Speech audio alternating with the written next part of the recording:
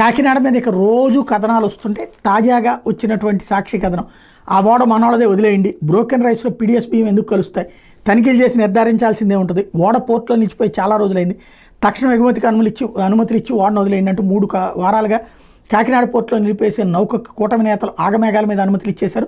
మంత్రి గారి బంధుకు చెందినటువంటి ఎక్స్పోర్ట్ కంపెనీ తరలిస్తున్న బియ్యం ఇందులో ఉందని, అందువల్ల బ్రోకెన్ రైస్ కాబట్టి అందులో పీడిఎస్ బియ్యం కలవలేదని ఎలా నిర్ధారిస్తారన్న మిగతా ఎగుమతిదారుల ప్రశ్నలకు సమాధానం రాకుండానే ఆ నౌక విదేశాలకు తరలిపోయినటువంటి వ్యాఖ్యలు వినిపిస్తున్నాయి.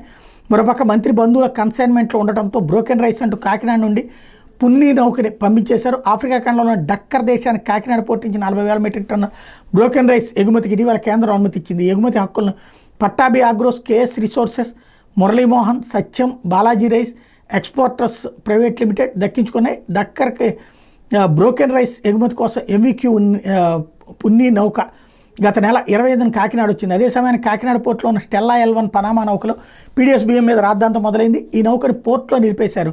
ఈ నేపథ్యంలో పున్నీ నౌకను కూడా పోర్టులో 3 వారాలుగా నిలిపేశారు. ఈ నౌకను పంపించేయడానికి ఉమ్మడి ఉభయ గోదావరి జిల్లాల నుంచి కాకినాడ పోర్టు ద్వారా బియ్యం ఎగుమతుల్లో కీలకంగా ఉన్న ఒక exporter national cooperative export limited ద్వారా లాబింగ్ చేశారు. ఇందుకోసం ఆయన తన బంధువు అయిన రాయలసీమ ప్రాంతానికి చెందిన ఒక క్యాబినెట్ మంత్రి ద్వారా కేంద్రంలో చక్రం తిప్పారు.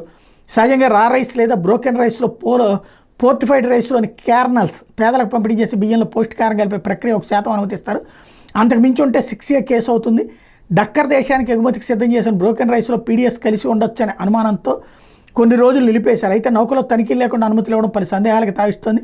పైగా స్టెల్లా L1 పనామా నౌకలో గుర్తించిన పీడిఎస్ బియ్యం మొత్తం సత్యం బాలాజీ రైస్ ఎక్స్పోర్ట్స్ ప్రైవేట్ లిమిటెడ్దేనని జిల్లా కలెక్టర్ షాన్ మోహన్ స్వయంగా ప్రకటించారు. పున్నీ నౌకలో బ్రోకెన్ రైస్ ఎగుమతికి ఆర్డర్ పొందిన 4 సంస్థలు సత్యం బాలాజీ రైస్ ఎక్స్పోర్ట్స్ కూడా ఉంది. అటువంటిప్పుడు బ్రోకెన్ రైస్లో పీడిఎస్ కలపలేదని ఎలా నిర్ధారిస్తారని, కనీసం శాంపిల్ తీయకుండా కెమికల్ టెస్ట్ చేయకుండా ఎగుమతికి ఎలా అనుమతిస్తారని ఎక్స్పోర్టర్లు ప్రశ్నిస్తున్నారు.